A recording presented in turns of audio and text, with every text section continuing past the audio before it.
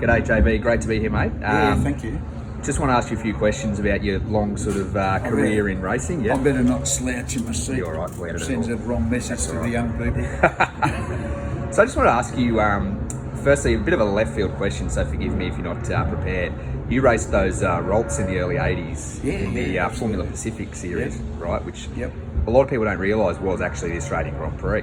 Yeah, it was, 1981, 82, 83 and 84, before the Formula One came to Adelaide. Calder Park, right? Yeah, Calder Park. Bob Jane created it, the late Bob Jane. He did a really fantastic thing for motorsport at the time. You know, I'm not sure he was ever really appreciated as much as he should be, but it was good fun. It's sad to see the state of the track that it is days. It is a bit. I've been out there a couple of times, and I wish it could be revived, because to have the road circuit and the oval as a combination. I only raced on that once. I only had a couple of events on it.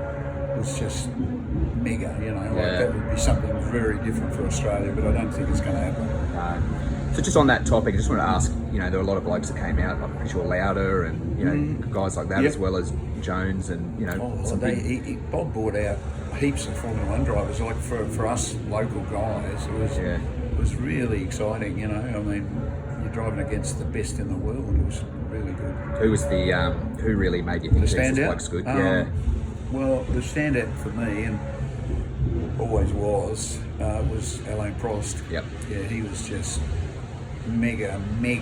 Yep. So smooth in the car that he didn't ever look like he was going fast. Yeah. You know, and I always think that's a good sign of a gifted character. I mean, all the others were obviously very good drivers, but he was just particularly special, I think.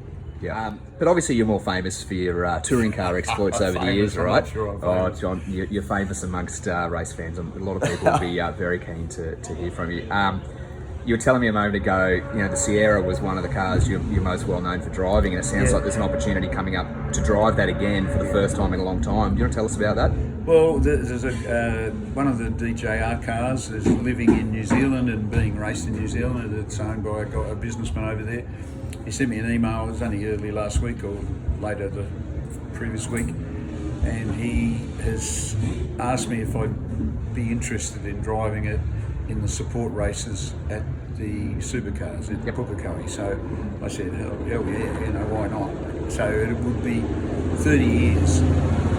So it'd be like, you know, going out with an old girlfriend. That's 30 years hence. Don't know how it will go. Could go either way, right? Could go really well or not so well. Who knows? Yep. So, I mean, the Sierra is one of a number of famous cars you've driven over the years. Are there any you're particularly fond of? It's really strange because, I mean, as you get older, you look back. I've done, I think this weekend, 1,230 races or something, race starts. So it's a lot of race starts, a lot of cars, a lot of different people. But as you get older, you sort of reflect a bit more. I mean, you know, some of the cars that I look fondly back on are the ones that you actually did well in, you know. Like, I've driven lots of cars that weren't that wonderful at the time, and part of the racing drivers' kit of tools really is to try and manage yourself into good cars and with good people. So, you know, in the 80s I raced, my first touring car drive was in a Volvo Group A car, which was, you know, actually a really good car, although people made fun of it, but it was a good car, run by good people. And I raced also a sports car in the 80s called a Vescander, which was built in Adelaide, beautiful car, and very successful. You know, we won, I think, every race in it, so you can't not like that. How can you not like it if it's... and then the Sierras, you know, I had dinner last night with Dick Johnson and his wife, Julie, and, you know, we've got some wonderful, you know, memories, but having memories, I'm still racing, so, you know, I'll have time to reflect later when I stop racing. Hopefully that's not for a while yet. Well, speaking of still racing, obviously you've been on the Touring Car Master Circuit for a while. And additionally, another thing that I think a lot of people respect about your career is you've been quite open about some of the issues with depression and things like that over the years. I've heard you say in the past that, you know, getting back into racing has sort of helped you with that.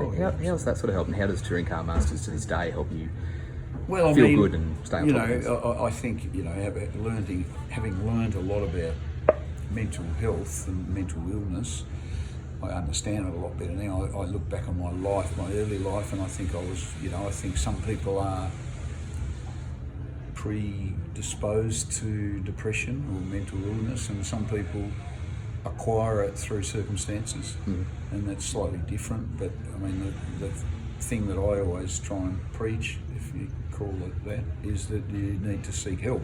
So you need to. You can't just grin and bear it and pretend that it's okay, because it's not okay, and it makes your life terrible, and in some cases it causes people to take their life. So I was not secretive about it, and as I learnt to handle it better, and then of course I got into, I went to the right people after a while, not straight away, but after a while, psychiatrists, and got medication, which I still take to this day. There's a bit of a kind of tiny stigma about if you take meds, it's a weakness or something, but it's not. I still take them. Like this is 17 years later, so, or 15 years later. So, and some days I'm still not 100% boost, but mostly you can manage it. I can manage it, and racing is my life. Like, I've been involved in racing since I was a child. So I love coming to the track. I mean, I love the Touring Car Masters because they're really great old cars. They're quite tricky things to drive because they've got more power than anything, more power than grip, more power than brakes, more power than tyres, So it's just been a really good thing for me to be involved in. There's some terrific people in it. I've had two really good races with Ryan Hansford now. He's an awesome young bloke and a terrific driver, but I was also friends with his dad, so I have a connection somewhere, and I mean, I'd love to beat him, but I can cop it that he did a terrific job. So what do you do? I say, okay, good on you, mate. And I knocked his tail light out, which was not on purpose, because if I wanted to knock him out, I'd knock him out in a good way, not a tail light. But and his little boy, he's a beautiful little boy, he's only tiny. He came up and he said, John Bowe, did you break my dad's tail light? So I'm going to organise a new tail light to go up to Queensland for him. You've got to face those repercussions. You mate. do, absolutely, yes, and he's got me right up against the ropes. And just sort of last question, obviously you're kind of on the other side of the fence now. How have, driving a red car, how have fans reacted to that, and what's that been like? Well, I have quite a nice presence on social media, but I only do Facebook.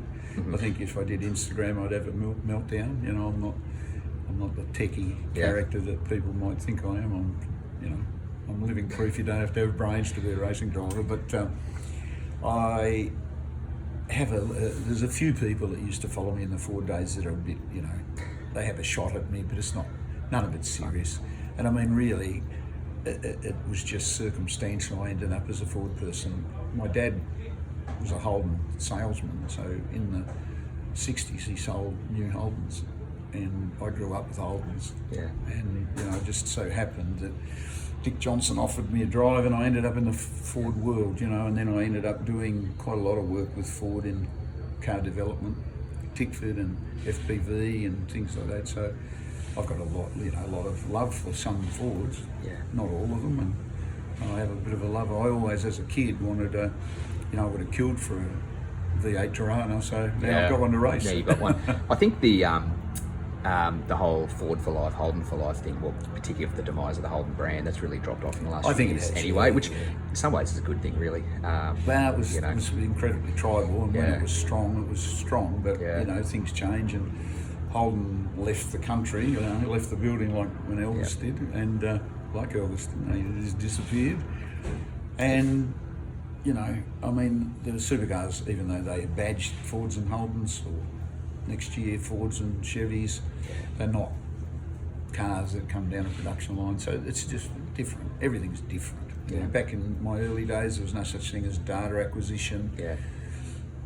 Formally trained engineers, you walk up and down the supercar pit lane now, it's just full of incredibly clever, high IQ people, so it wasn't like that back in the day. So. Very good. Okay. Thanks John, appreciate Thank you, your mate. time.